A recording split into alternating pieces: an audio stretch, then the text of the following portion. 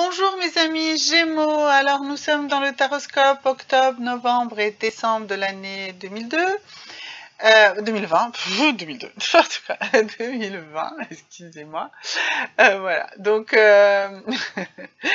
alors, donc, nous avons sur le mois d'octobre la corne d'abondance et la notion de guérisseur. Vous êtes votre propre guérisseur, c'est aussi, on verra, est-ce que c'est peut-être vous qui allez vous installer aussi en, en métier indépendant, voilà, ça peut aussi signifier des avocats, ça peut signifier plein de choses, donc on verra tout à l'heure dans quel registre c'est, et puis ça peut être un peu dans tous ces registres-là. Ensuite, on a sur le mois de novembre, donc la balance et l'exotisme, le coquillage qui nous parle d'exotisme. Alors là, il est à l'envers, le coquillage. Je vais le mettre dans le bon sens, voilà, excusez-moi. Voilà. Donc ce coquillage et cet équilibre. Alors ce coquillage évoque quelque chose d'exotique, quelque chose d'extraordinaire, quelque chose dont vous n'avez pas l'habitude, qui va vous amener de l'équilibre. On creusera aussi, ça mérite bien d'être creusé.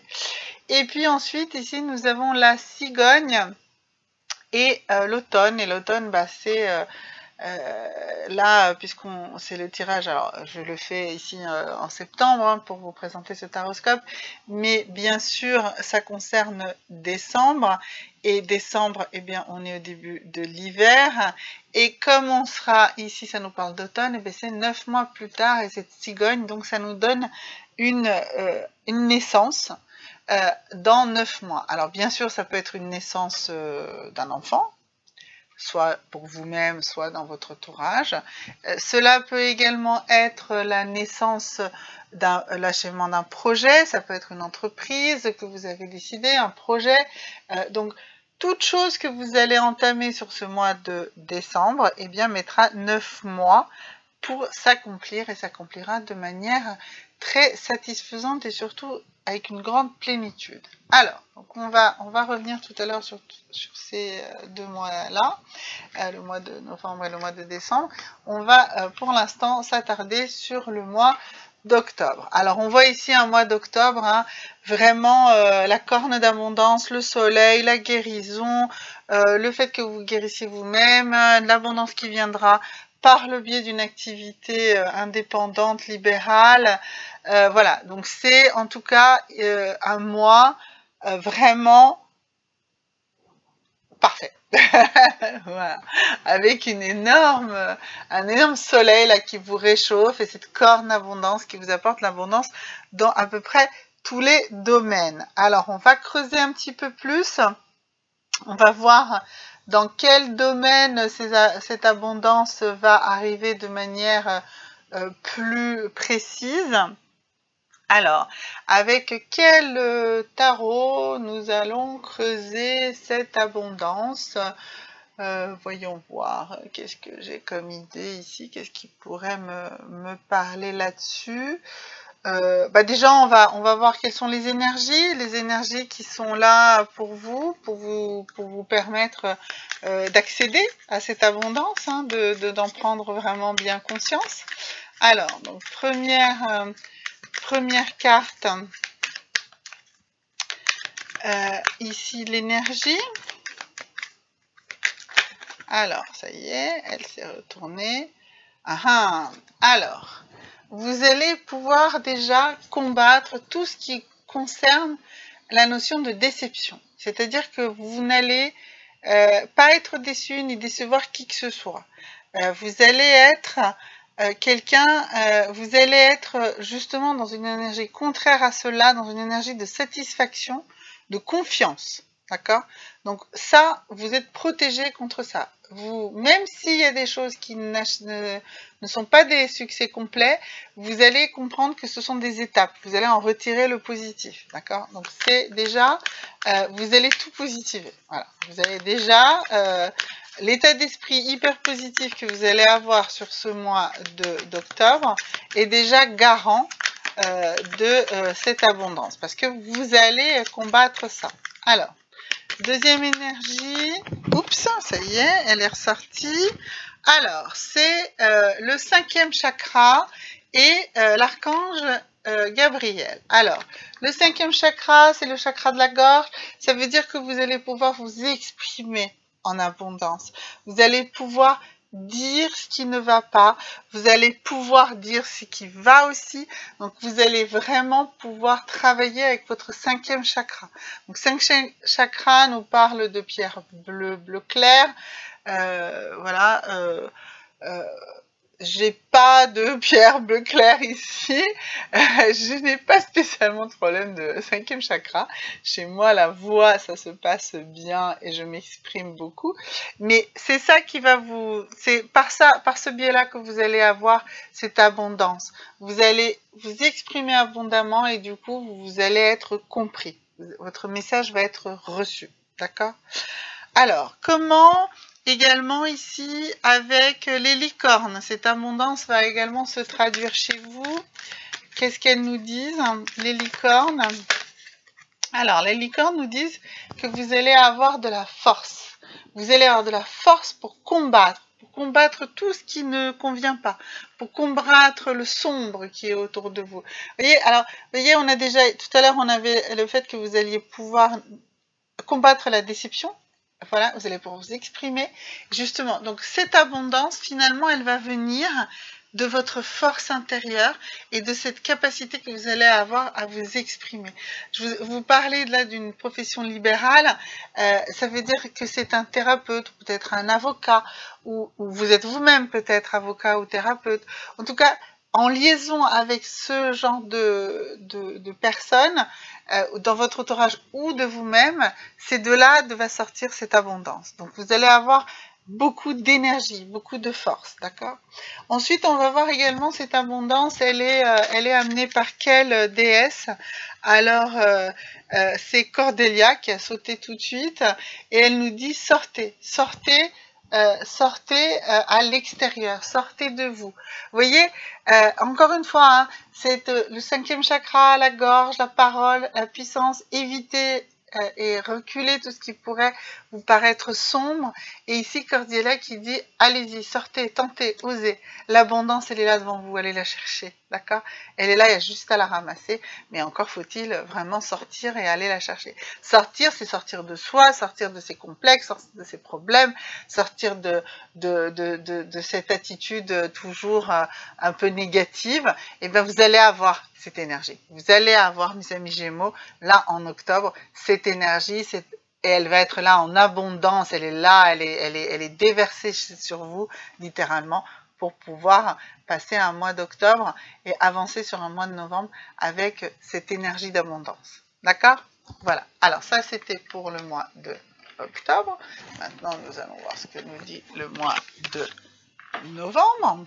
Alors, donc, au mois de novembre, on avait le coquillage et l'équilibre. Donc, justement, c'est une suite logique à ce qu'on a vu sur le mois d'octobre.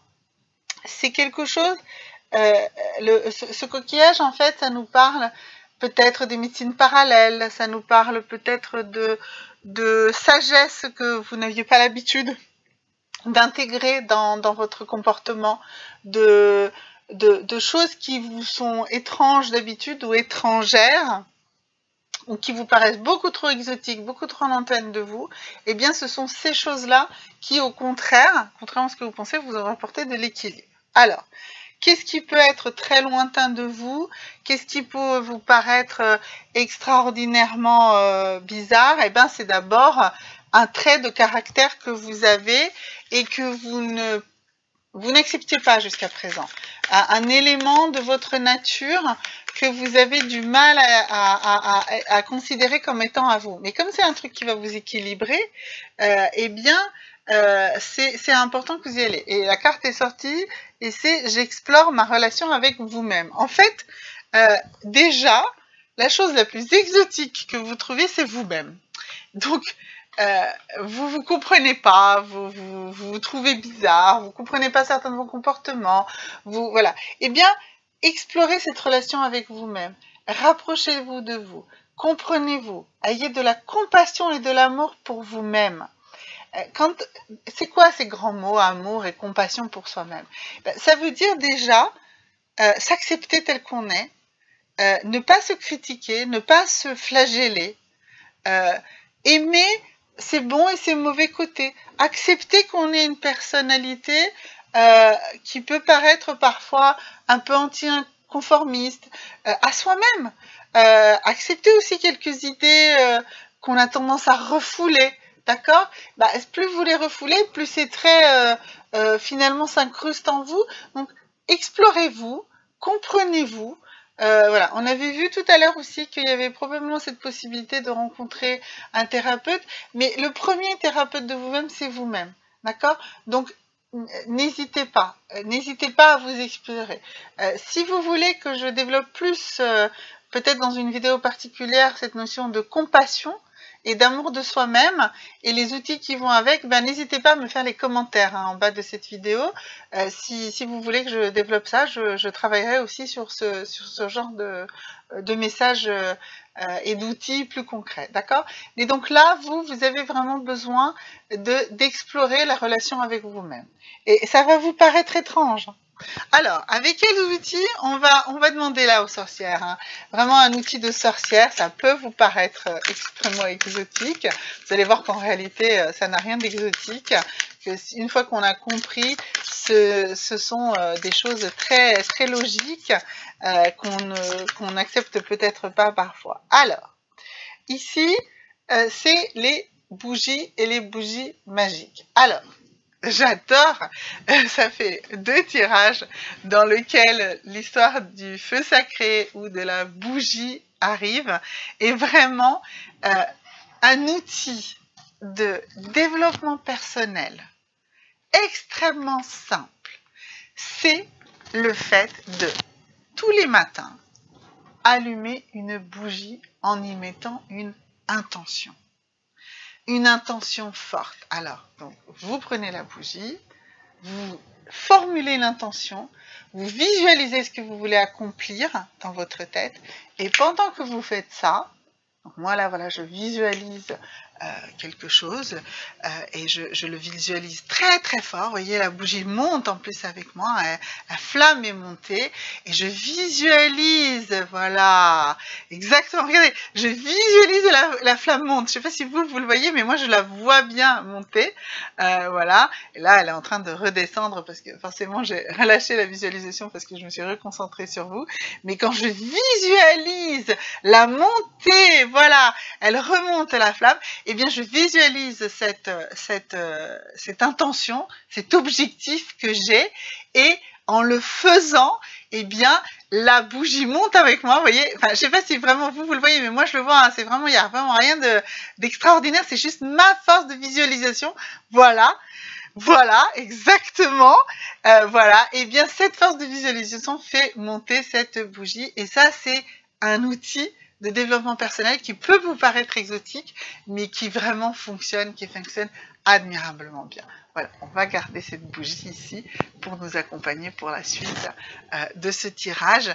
Mais voilà, donc sur ce mois de novembre, mes amis Gémeaux, vraiment il faut que vous travailliez ces intentions au moment d'allumer la bougie, ces intentions, ces visualisations d'intentions chaque matin en allumant une bougie. Alors vous n'êtes pas obligé d'allumer une bougie comme là j'ai fait moi, voilà, je préférerais effectivement pour des raisons de sécurité que vous allumiez les bougies comme celles que j'ai autour, qui sont dans des bougeoirs, enfin dans des photophores, et du coup il n'y a pas de souci, vous n'aurez pas de problème de feu ni quoi que ce soit, voilà. Et si vous faites ce geste tous les matins, vous allez voir qu'au bout de 21 jours, pour changer une habitude, c'est 21 jours. Donc, il faut absolument que pendant 21 jours, vous ayez la même visualisation. Vous ayez cette intention, vous allez voir, elle va s'incruster et elle va commencer à se réaliser. D'accord? Voilà, donc ça, c'était vraiment le message pour retrouver un équilibre, explorer votre relation avec vous-même, et pour vraiment l'atteindre, eh bien, visualisez-le, visualisez ce rééquilibrage de vous-même avec cette intention que vous mettez à chaque fois en allumant une bougie. Voilà, donc ça c'était pour le mois de novembre, pardon, excusez-moi. Alors, donc le mois de novembre, maintenant nous allons sur le mois de décembre. Et sur le mois de décembre, je vous parlais donc d'un cycle de 9 mois, puisque là on est en décembre et ça va nous emmener en automne. Et ce cycle va nous emmener vers une naissance. Alors, donc, soit c'est une naissance parce que vous voulez un enfant et en décembre, vous allez pouvoir enfin l'engendrer et l'enfant naîtra 9 mois plus tard. Soit c'est un projet que vous allez mettre en route et ce projet aura une réelle finalisation au moment du mois de septembre, au moment de l'automne. Donc ça va être un cycle de 9 mois qui va se mettre en place. Alors pour ce cycle de 9 mois, on a vu tout à l'heure que donc vous aviez exploré votre relation avec vous-même. Et maintenant, vous allez pouvoir poser des valeurs. Vous allez poser des valeurs essentielles, qui sont celles qui vont vous permettre justement, pendant ces 9 mois, de conduire ce projet. Alors, la première valeur pour conduire ce projet, ça va être l'épicurisme. Donc, vous allez conduire ce projet dans la joie, dans le plaisir. C'est un projet qui doit vous donner du plaisir, de la joie. Vous devez le faire dans vraiment cette envie de partager aussi cette joie, de la vivre complètement, de vous laisser baigner dans cette joie, d'accord? Donc dans de l'épicurisme total. C'est une valeur importante. Ce projet-là qui va se matérialiser au mois de décembre et qui va avoir ce cycle de 9 mois pour s'accomplir, doit reposer d'abord sur le plaisir, d'accord? Sur un vrai plaisir. Alors, le plaisir que vous allez en retirer, c'est-à-dire que ce projet ne doit pas être quelque chose de douloureux. Ce projet, c'est quelque chose dont vous allez retirer du plaisir et vous allez en donner aux autres, d'accord? Donc ça, c'est la première valeur.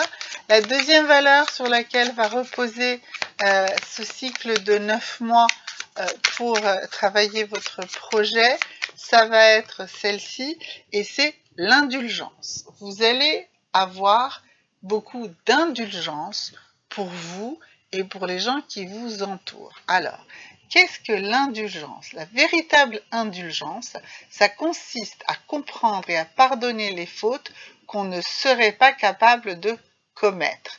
Alors, c'est vraiment, ça veut dire que vous allez devoir, pour avancer dans ce projet, être capable de pardonner à ceux qui vous accompagnent sur ce projet des erreurs qu'ils vont faire.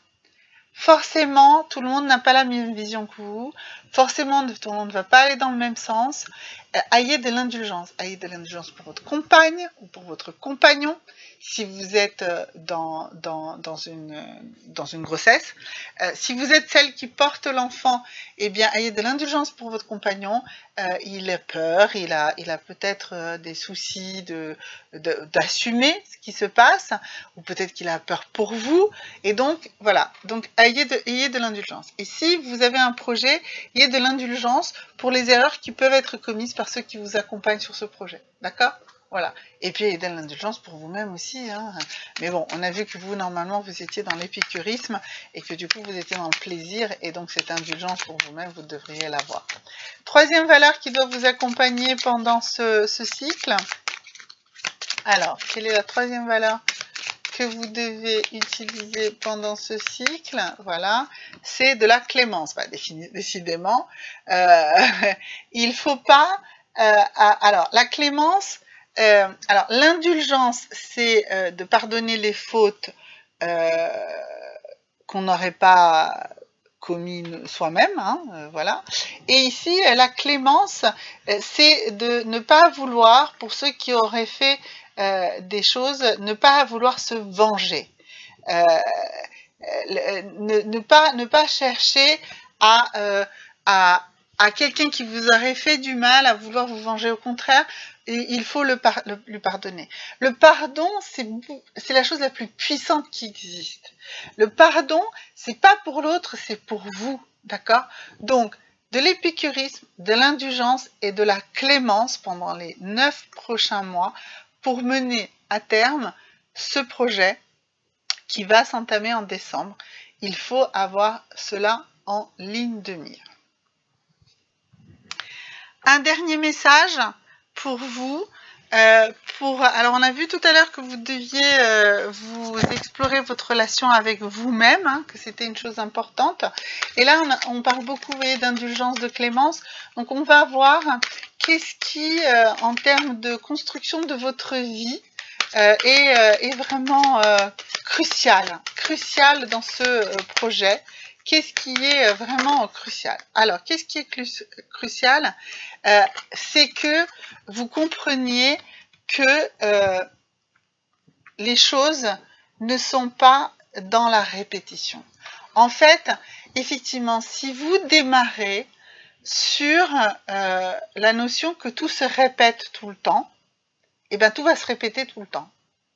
Donc si vous partez avec l'idée que ce genre de projet vous avez déjà fait, ou ce genre de projets ont déjà été faits et tout le monde a échoué, eh bien vous allez échouer. D'accord? Donc il ne faut absolument pas être dans cette notion de répétition. Vous voyez, la carte, elle est dans les pensées profondes. Donc c'est une pensée qui risque en fait de vous noyer. Non, il n'y a pas de répétition. Chaque nouveau jour est différent. Chaque nouvelle façon de faire est en réalité différente. Chaque parcours est différent. Et si vous vous mettez en tête que de toute façon tout ça c'est pareil et ça va se répéter à l'infini, bah oui, ça va se répéter à l'infini. Donc, on a vu que ce qui était très important, c'est que vous enleviez cette pensée profonde de la répétition. Et je pense que si ces cartes nous parlaient tellement d'indulgence et de clémence, eh bien justement, c'est pour être capable de dépasser ça. Ok, les choses se sont mal passées peut-être précédemment. Peut-être que des gens autour de vous vont faire des erreurs. Peut-être qu'il y aura des choses négatives. Mais surmontez tout ça par de l'indulgence et de la clémence et combattez votre besoin de vous dire que c'est de la répétition. Non, les choses ne se répètent pas. Et puis surtout, vivez ce projet pleinement dans le plaisir du projet. Soyez dans le plaisir positif. Un plaisir, c'est du positif, d'accord? Donc, allez-y. Allez-y, ce projet de 9 mois, quel que soit l'objectif de ce projet, eh bien, si vous êtes sûr et certaine que ça ne va pas se répéter, et enlevez ça de votre tête, si vous avez beaucoup d'indulgence et de clémence envers les autres et envers vous-même, et si vous faites ça dans le plaisir, eh bien tout ça, ça va très très bien se passer, d'accord? Mais notez bien ça, hein, la clémence, l'indulgence et le plaisir, et ne vous focalisez pas sur la répétition, d'accord? Voilà. N'hésitez pas à me laisser des commentaires et à dire si vous voulez que je développe quoi que ce soit, un des sujets qu'on a vus, peut-être une des valeurs ici, si vous voulez que je fasse un point sur l'épicurisme par exemple, ou que je parle un peu plus d'une autre valeur qui vous intéresse, n'hésitez pas à mettre dans les commentaires. Voilà, n'oubliez pas de liker, de vous abonner si ce n'est pas déjà fait. Et à très bientôt. Au revoir.